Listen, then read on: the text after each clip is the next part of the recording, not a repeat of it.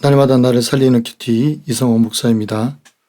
오늘 큐티 본문은 사무엘하 12장 18절에서 23절까지입니다. 주의 말씀으로 하루를 시작하게 하시니 감사합니다. 오늘도 주의 말씀과 동행하는 한 날이 되기를 소원합니다. 말씀해 주시옵소서. 듣겠습니다. 오늘은 나는 그에게로 가려니와 라는 제목으로 함께 말씀 묵상하기를 원합니다. 첫 번째로 다윗은 하나님의 주권을 인정합니다. 18절에서 다윗의 죄는 용서받았지만 죄의 결과로 밧세바가 낳은 아이는 7일 만에 죽습니다. 하나님은 공의의 하나님이시기 때문에 반드시 죄의 대가를 물으십니다. 신하들은 아이가 죽은 사실을 다윗에게 알리지 못합니다. 왜냐하면 아이가 살았을 때도 다윗이 음식을 검하며 밤을 새우며 엎드렸는데 아이가 죽었다는 말을 들으면 그 상심이 더욱 클까봐 숨기고 있는 것입니다. 그러나 사건을 숨긴다고 일이 해결되는 것은 아닙니다. 때로는 어렵고 힘든 문제라도 마주할 때 그 문제를 헤쳐나갈 수 있는 것입니다.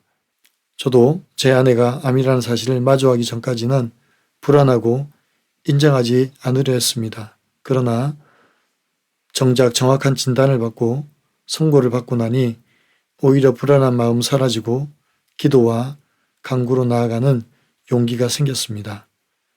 이처럼 숨기는 것이 능사가 아닙니다.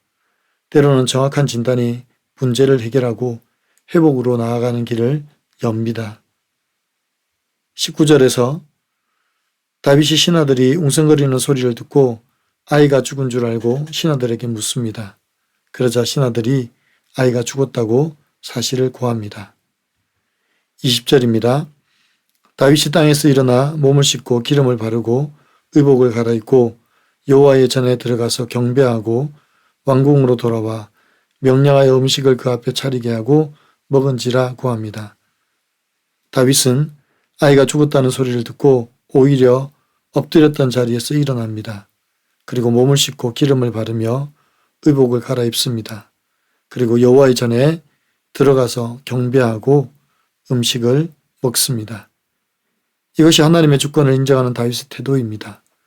아이가 살았을 때는 회개와 간구로 하나님께 나아갔지만 아이가 죽은 후에는 하나님의 주권을 인정하며 하나님 앞에 겸손히 서는 것입니다. 여러분 어떻습니까? 힘든 사건의 결과를 직면하고 회개하게 된 내 죄는 무엇입니까? 내가 죄와 수치의 자리에서 털고 일어나 다시 나아가야 할 영역은 어디입니까? 두 번째로 다윗은 하나님의 뜻에 순종하는 일상으로 돌아옵니다. 21절에서 신하들이 다윗에게 묻습니다. 아이가 살았을 때는 금식하고 우시더니 죽은 후에 일어나 잡수시니 이 일이 어찌 됨입니까? 라고 합니다. 신하들은 다윗의 마음을 이해할 수가 없었습니다. 보통은 아이가 죽으면 더 슬퍼하고 부르짖어야 하는 것이 인지상정입니다. 우리도 그렇게 생각할 수 있습니다. 그러나 다윗의 생각은 달랐습니다. 22절과 23절에서 다윗은 이렇게 말합니다. 이르되 아이가 살았을 때에 내가 금식하고 운 것은 혹시 여호와께서 나를 불쌍히 여기사 아이를 살려주시는지 누가 알까 생각함이거니와 지금은 죽었으니 내가 어찌 금식하랴 내가 다시 돌아오게 할 수 있느냐 나는 그에게로 가느니와 그는 내게로 돌아오지 아니하리라 하니라 고합니다. 다윗은 아이가 살았을 때 혹시 하나님께서 긍휼을 베푸셔서 살려주실까 하고 금식하며 엎드렸습니다. 그러나 하나님은 이 아이를 데려가셨습니다. 그래서 다윗은 더 이상 이 아이를 위해 기도할 필요가 없게 된 것입니다. 그래서 그 자리에서 일어났습니다. 그리고 이렇게 고백합니다. 나는 그에게로 가려니와 그는 내게로 돌아오지 아니하리라. 이것이 하나님만을 전적으로 의지하는 다윗의 믿음입니다. 참된 기도 응답은 내가 원하는 것을 받아내는 것이 아닙니다. 어떤 결과라도 주님의 뜻으로 생각하고 순종하는 것입니다. 생명의 주권자가 하나님이심을 믿기에 다윗은 거절하신 것도 하나님의 선하신 응답으로 믿고 순복하는 것입니다. 때로는 우리의 고난 앞에 하나님의 응답이 없는 것 같지만 침묵도 하나님의 응답이요. 늦추심도 하나님의 응답이라는 사실을 믿으시기 바랍니다. 그래서 지금 주어진 이 삶에서 버티기를 잘하는 저와 여러분이 되시기를 바랍니다. 적용해 보세요. 내가 하나님께 불쌍히 여겨달라고 간구할 일은 무엇입니까?